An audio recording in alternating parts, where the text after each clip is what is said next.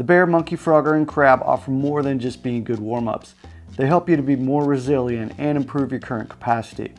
And when performed with good intent and in a variety of ways, they stimulate and develop high levels of strength, flexibility, and body control, aspects that are often overlooked in sport-specific or singular training programs. Today, G&B Fitness co-founder and physical therapist Jarlo Ilano explains why. For locomotion movements, it's unique because you're placing your hand on the ground, and this stimulates and challenges your upper body and your core and the coordination between your upper and lower body in a really unique way compared to being upright. And when you start, it's normal to think that you have to look exactly like how someone's performing them to get the benefit. But it's not so much that you have to look and do the same.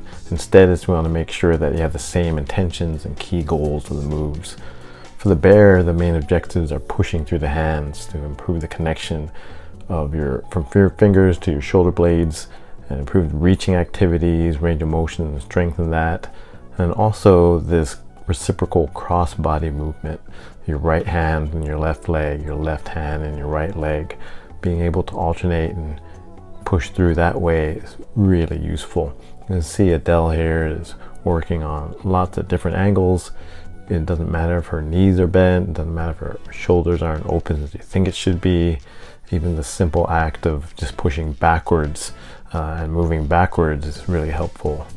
And here with this cross step bear variation, it kind of takes it all out of it, and you can really see how you don't have to have your knees straight, you don't have to have like super flexible shoulders to get everything.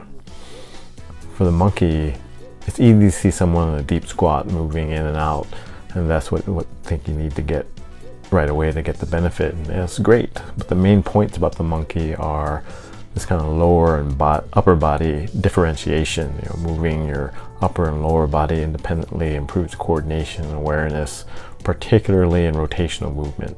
Not just throwing and racket sports, but pretty much all activities where you have to change direction quickly. Basketball, soccer, and all that. And the weight shifting, learning how to weight shift correctly, appropriately improves transfer of power from the upper body to the lower body, and lower body to the upper body, improves smoothness and coordination, transitions. Practicing this locomotion has so many benefits outside the obvious movement of in and out the squat position. You can see how Adele maintains these concepts without needing to be in the deepest squat she can. And then this long leg monkey variation, extending the leg out the side, further helps you to feel the weight shift changes. It's great information. It's a good example of how thinking about an external goal instead of what should my muscles be doing is better for learning and benefiting from your movement practice. With the frogger, it's very similar to monkey, but the weight shifting is forward and back instead of side to side. And this brings a different connection between your upper and lower body into greater focus. You can immediately feel your full core, your abdominals, and your low back as they coordinate to do the hopping forward motion. The quick switching between which is the primary mover is a very important motor skill for a lot of different movement patterns and more efficient use of your energy.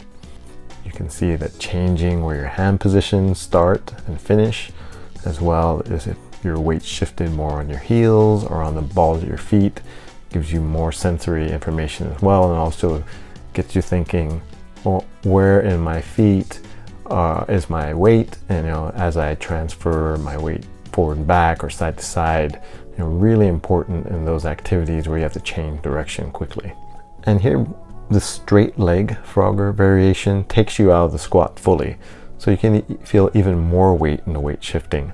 This is also very useful when you're doing different hand balancing activities, handstands and things like that. It's a really interesting variation to do. And here with the crab, we have the intentions are like the bear, but you're just flipped upside down. So it's pretty rare to spend a lot of time pushing our hands behind our back with a fair amount of force. So this is one of these movements that can be pretty difficult to start. We simply don't do it. So this move really can benefit from simply getting into it and staying in place. Getting familiarized with the positioning and the movement, what's happening, and your weight shifting and the coordination of moving your hands and feet, just staying in the same place and shifting back and forth, super helpful. So Adele demonstrates this marching in place. And the trick here is to go slowly and feeling what the weight shifting requires from your body, the pressure, the sensations happening as you transfer weight from one hand and one leg to the other. This next variant, calling long leg crab, and this just adds more of an anterior and posterior weight shift, as you move back and forth, and that helps you get used to moving your body in this position and eventually actually traveling in this position. In our Elements program, you also learn the forward and backward and the left and right variations. This one where you still remain in place, but you're shifting back and forth is a good progression here.